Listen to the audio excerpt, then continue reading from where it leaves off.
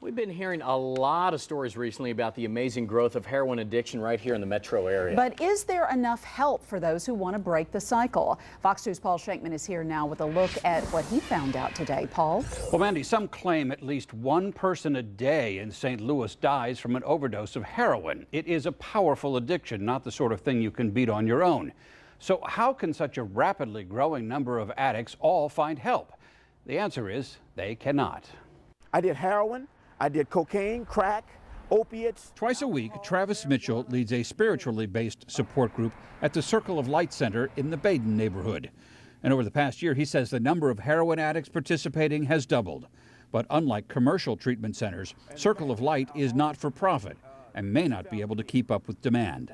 Yeah, we are stretched to the limit right now, but we're doing all we can, and we're not going to turn anyone away. A hand was reached out to me. So I'm going to continue to reach my hand out to them. On Thursday, the state will be holding a quickly arranged meeting in St. Louis for counselors and members of law enforcement to talk about the heroin problem. Of all those we interviewed today, they all said the same thing, that as long as heroin addicts find it hard to get help, crime will rise, making heroin's everybody's problem. Tonight, St. Louis City holds its first town hall meeting about heroin. Dana Dean joins us, and Dana, St. Louis County has held several of these meetings. Now the city is jumping on board. Yeah, between St. Louis City and St. Louis County, 120 people have died from overdosing on heroin this year alone. 65 of those deaths were in the city, and this is extremely troubling to a former heroin addict turned addiction counselor, Travis Mitchell, who is helping to organize the city's event tonight. Mitchell is also the radio host of a heroin prevention show on WGNU 920 AM. He will speak along with the chief of police, the chief medical examiner, and the commissioner of health. They hope to inform the public about the heroin crisis by talking about how it affects families and teenagers in the city. Mitchell says teens ages 13 to 15 are more at risk of taking heroin than others. He says some are selling items their parents have around the house to buy drugs, but he says heroin addicts are looking for a way out. The heroin addict asked me, could he join my support group? I said, sure. And I explained to him about the town hall meeting. He said, really? So he's coming, and he said he's bringing 2 other people.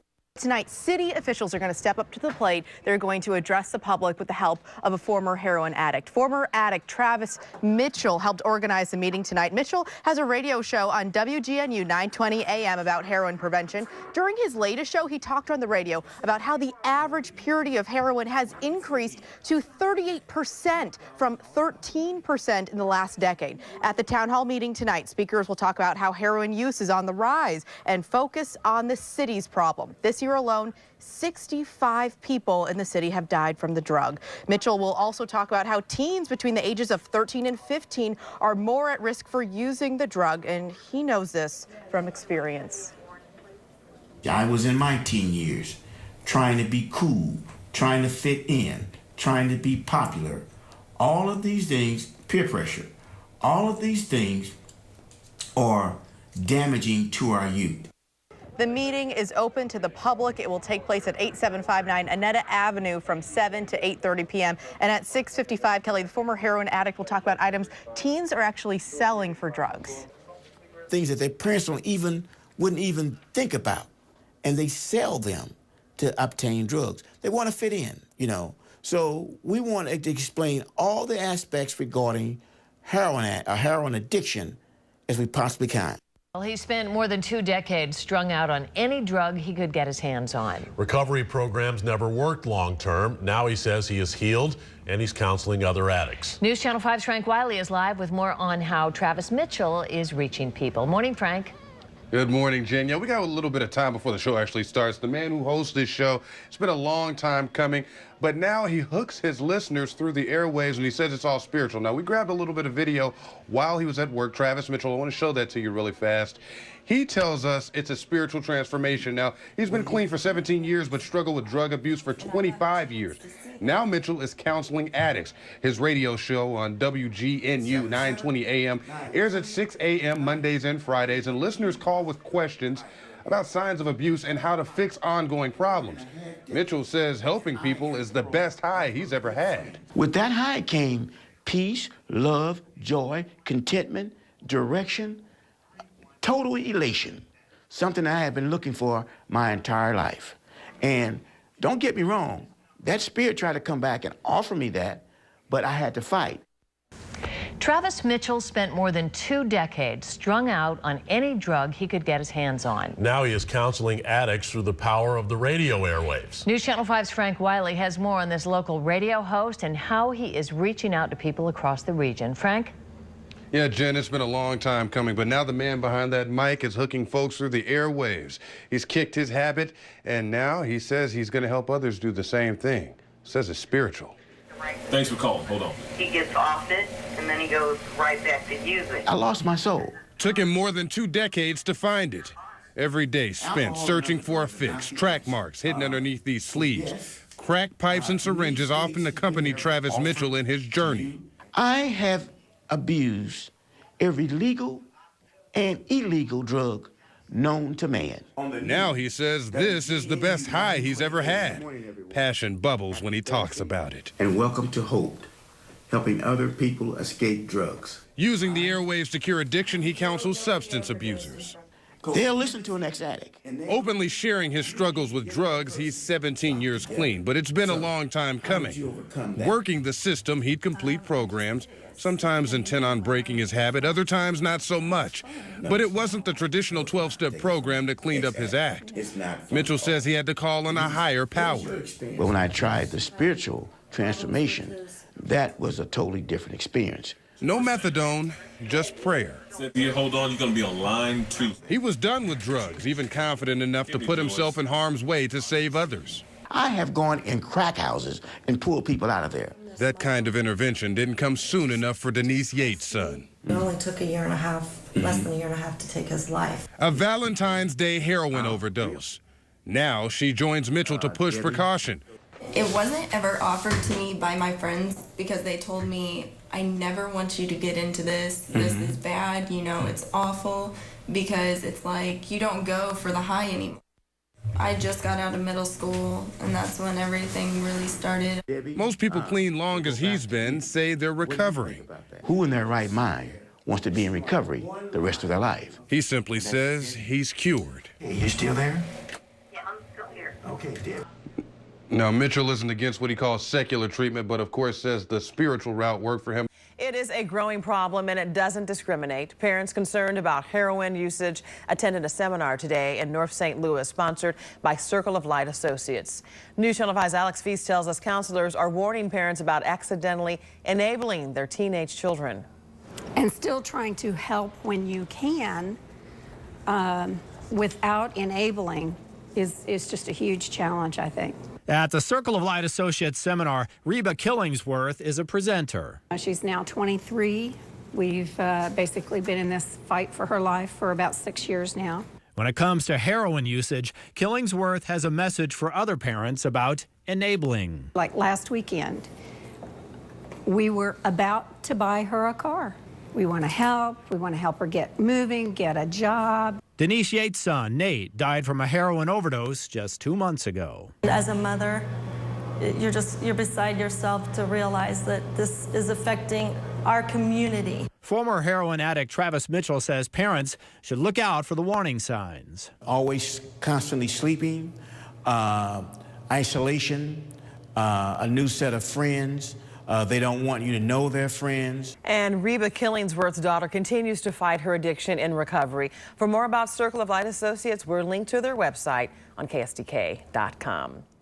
Small business owners hoping to benefit from federal stimulus dollars had a chance to learn about the opportunities available. Today, U.S. Senator Claire McCaskill hosted a workshop on how to apply for federal grants. News Channel 5's Jasmine Huda reports. We have fruits, we have vegetables. From the food pantry to therapy to daycare and the Support and Recovery Center, Circle of Light in North St. Louis County helps individuals get back on their feet. Since 1991, we've serviced thousands of people. And Director Travis Mitchell says the nonprofit has the potential to serve many more. Our success rate is high. So therefore, if you want to continue to keep these people around, you need housing. Housing is essential. And without housing, you'll lose a lot of these people that are really, really trying. Circle of Light knew that if it was going to take its services to the next level, it was going to need help. And that help could come in the form of a federal grant. Saturday, Mitchell met Senator Claire McCaskill, who hosted a free economic development and grant training workshop. The problem with so much of the federal money is that they've set it up that you got to have a lobbyist to get it. You know, hire a lobbyist and get an earmark seems to be the way that Washington wants to help people. There are some great opportunities. We just want to make sure the people who need them the most have an opportunity to learn about them. Mitchell's biggest concern was getting past the red tape. But for now, he says he's pleased that agencies could answer his questions and hopefully help him get his nonprofit on track to help people in need. A lot of people do the right things, and a lot of people have their heart in what they're doing. Jasmine Huda, News Channel 5.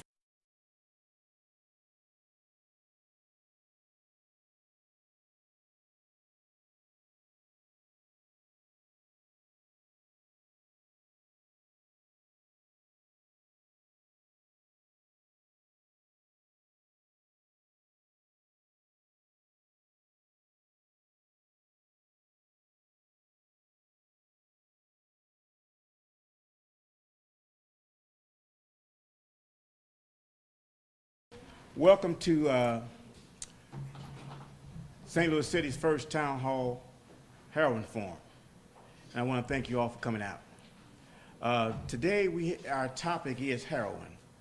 And we have, on the panel, we have Health Commissioner Melba R. Moore, Chief Dan Isom, and Chief Medical Examiner Dr. Michael Graham.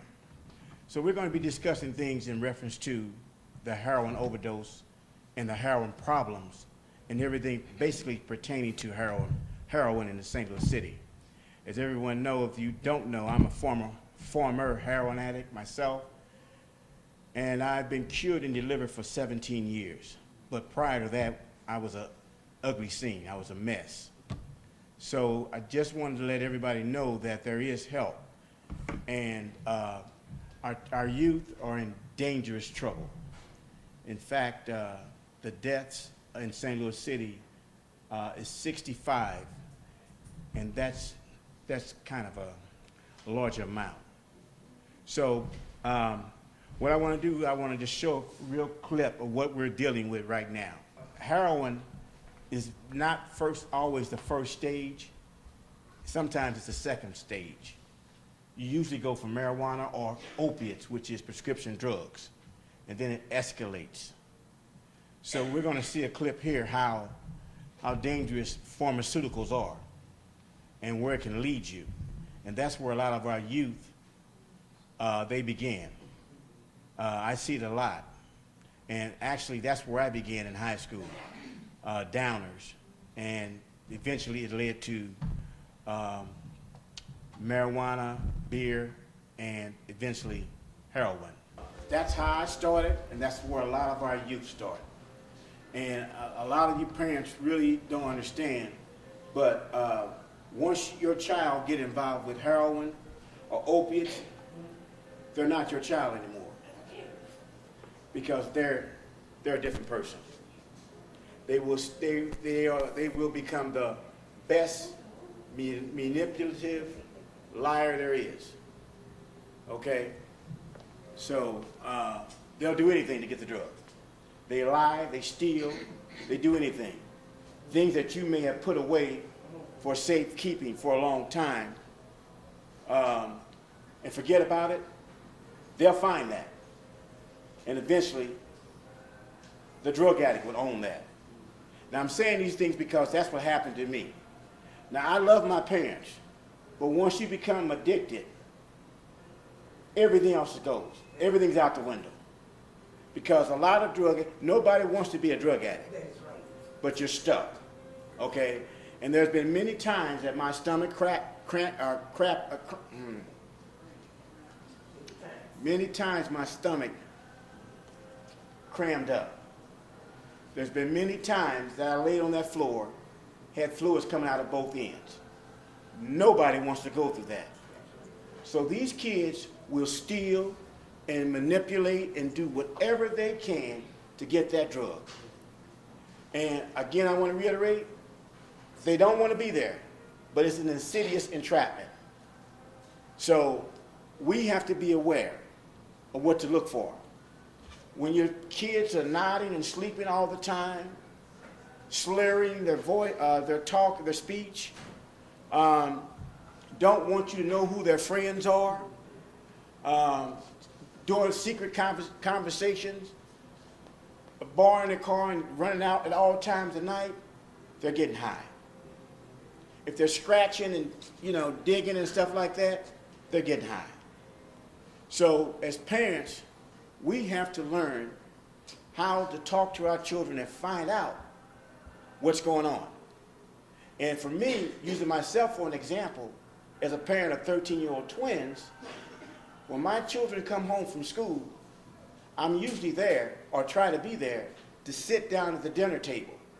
And you can learn a lot at the dinner table. And that's when you can determine what's going on with your child. You know, they'll tell you a lot. Or perhaps you may want to do a drive-by. What's a drive-by? Drive by their school.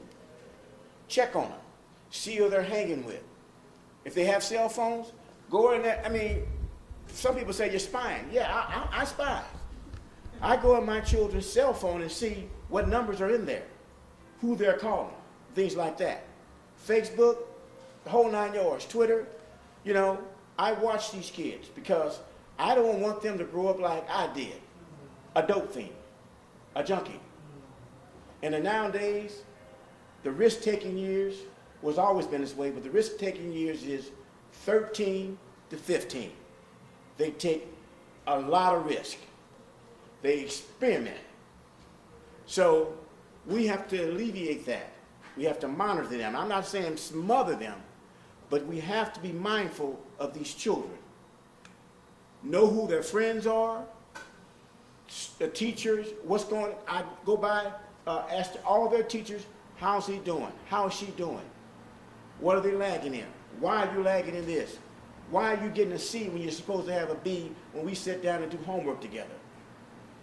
So these things are very, very important. And as parents, we have to get a handle on this before it gets out of hand. Because if we don't, we're going to lose another generation.